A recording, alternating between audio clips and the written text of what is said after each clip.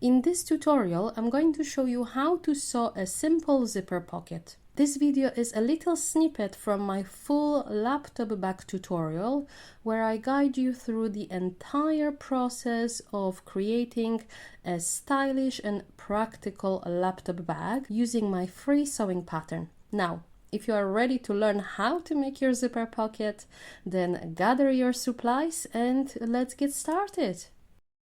Now you can take your zipper pocket and on the wrong side of the fabric, draw a rectangle. This rectangle needs to be 1.5 centimeter tall by about 29 centimeters wide when you are making the small laptop bag, or 36 centimeters when you are making the large laptop bag. And this rectangle needs to be 1.5 centimeters down from that top edge. Then you're going to take your bottom panel and measure 1.5 centimeters from the top edge. And if you want, you can draw a line. Make sure you are using a erasable pen because this is the right side of the fabric. Then you're going to place your zipper pocket on top. So right sides are facing each other. Make sure you have your midpoints marked. I have a little notches here and here, so I can line them up. And you're going to line up the top edge of your zipper pocket along that line. So if you don't want to draw a line, you can simply take a ruler, place your ruler on top, and then place the edge of your zipper pocket against the ruler. So make sure everything is nice and straight, your pocket is centered. Then you're going to take some pins or clips and pin those two pieces together. Since I'm working with the fabric that I cannot really pin because I'm going to leave holes, I'm going to just take some masking tape and tape it in place to prevent the fabric from shifting. If you have very long clips, you can use long clips instead. There we go. Okay, next you're going to take this to the machine and we're going to stitch along the rectangle. To prevent the corners from being not nice and puckering, I highly recommend starting somewhere along the longer edges. So never start at the corner. So start somewhere along that longer edge, don't backstitch, go around the rectangle, and when you get to the beginning, stitch over a couple of those first stitches. So again, at the end, you don't want to backstitch either. Otherwise, you may end up with unnecessary bulk.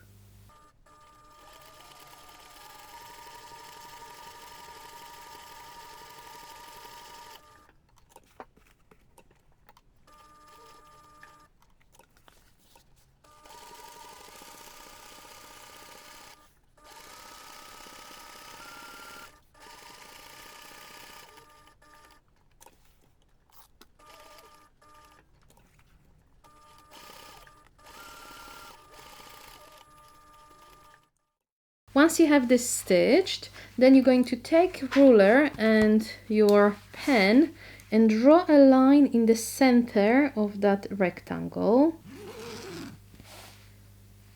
Here we go. You want to stop about 1 centimeter or 1.5 centimeter from the side edges.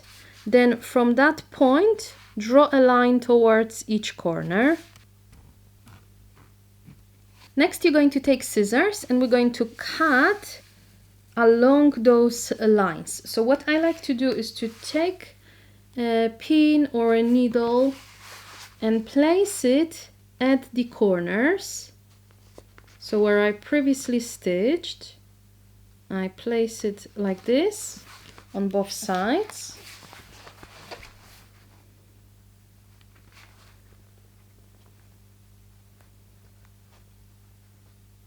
Here we go. This will prevent my scissors from going beyond the stitching line when I'm cutting the fabric. So now you can fold this in half, take scissors and just snip it in the center. This will give you an opening. And now, following those lines, cut your fabric. Stop at the tip of your triangle, and then you're going to cut it towards the corner on both sides. You want to get as close as you can to the stitching line without cutting the stitching line. So this pin is great because I don't have to worry about cutting my fabric too far. This will prevent it from happening. Then you can take those pins away and using the opening, flip your zipper pocket to the back of that panel.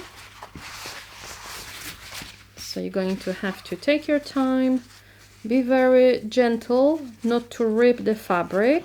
When you are ready, you can take this to the pressing station, and what you want to do is to press those seams nice and flat. This is how it should look like once your seams are nice and pressed. You should have nice neat corners. In case if you have any puckering at the corners, turn your fabric to the wrong side again and snip the fabric closer to the stitching line. Again, make sure you don't cut through the stitches. You want to just snip the fabric as close to the stitching as possible. This will give you nice, neat and sharp corners. So once you are ready, then you can take your zipper. So this is the number 5 zipper for my zipper pocket, and I already applied some double-sided tape along both edges. So if you want to do that now. Then you will need to decide which direction you want your zipper pocket to open once your laptop bag is constructed. So I typically like my zippers to open from left to right. So this is how it opens. Here we go. If you want your zipper to open from right to left, you will need to flip your zipper this way. So once you decide which direction you want your zipper to open, then you're going to place the zipper inside that window. So you're going to peel the plastic cover and then center the zipper inside that window. So since my fabric is a little bit tricky, I'm going to take my time. You want to make sure your zipper coil or zipper teeth are nice and centered. And then once you are ready, you're going to take this to the machine and we're going to stitch around all sides.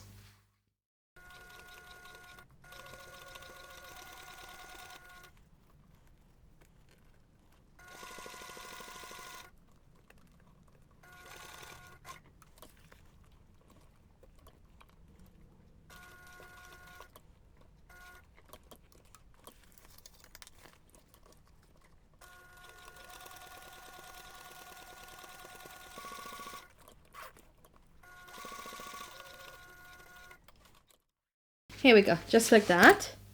So what I like to do is to leave long thread tails at the beginning and the end. So I have a nice, smooth and neat stitching. So now I'm going to pull the thread to the back of the fabric. So what you want to do is to use pin or a needle to just grab on the loop and pull it to the back. Here we go. Then you can tie a knot to secure them in place.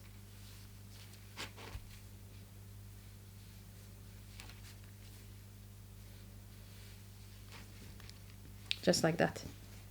And cut any excess. And to prevent the knot from unraveling, What I like to do is to just dab a little bit of glue.